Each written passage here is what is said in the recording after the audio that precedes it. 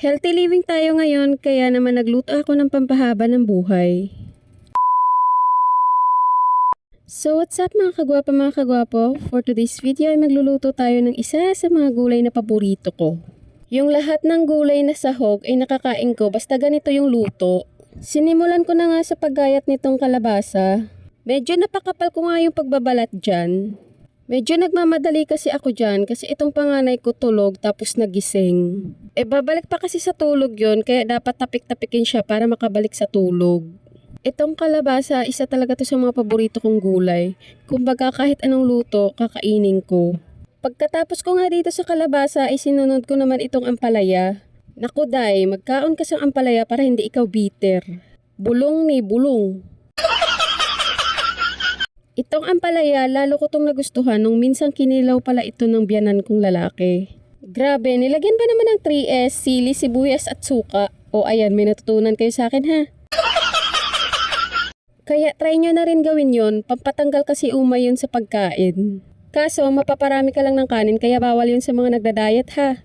Hay nako, lagi na lang may uod itong talong na iluluto ko. Sayang tuloy, medyo malaki pa naman yung space na kinuha niya. Pagkatapos ko palang islice lahat ng gulay dyan ay agad ko naman itong hinugasan. At naggayat na rin ako ng sibuyas at bawang dyan. Medyo hindi tayo ngarag ngayon sa pagbivideo. Tulog kasi yung panganay ko. Yung bunso ko naman ay kumakain ng biskwit habang nanonood ng TV. Bago ko pala ilagay yung bawang dyan ay hininaan ko muna itong apoy. Ayoko naman kasi maluto sa apoy. Ha? Ano daw?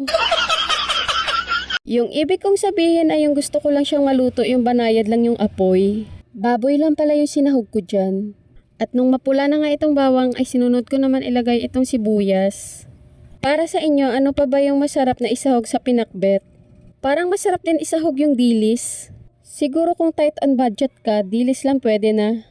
Medyo marami-rami pala itong nailuto kong ulam. Kaya abot ito hanggang hapunan. Tanghalian pa lang kasi namin to. Pagkalagay ko nga nitong baboy ay naglagay na rin ako ng konting asin. Para kahit papano ay may lasa na itong baboy. Papalambutin ko pala itong babsi sa gisa at naglagay na rin pala ako ng konting tubig. Tinakpan ko na para mabilis maluto. At nung malambot na nga yung baboy dyan ay agad ko naman inilagay itong gulay. Hindi ko sinabay lahat ng gulay. Inuna kong lagay itong sitaw at yung kalabasa. Matigas kasi yan kaya medyo matagal maluto. Pero mga 2 minutes lang naman yung pagitan at sinunod ko naman ilagay itong talong at ampalaya. Pangit din naman kasi kainin kapag lata yung mga gulay. Naku, baka magtampo na itong asawa ko. Nagluluto lang naman ako ng ulam kapag wala siya. Bawi na lang pag uwi mo. Lasahan mo na lang muna yan sa panonood mo. Nakakatakam, amoy pa lang. Buti na lang nakapagsalang na rin ako ng sinaing dyan at luto na din. Ayan, titikman ko na nga. Syempre, niluto ko yan. Sasabihin ko talagang masarap. Syempre, sa lahat ng ginagawa natin, tayo dapat ang unang maka-appreciate nito. By the way, kain po tayo. Medyo mainit pa yan habang inuuya ko.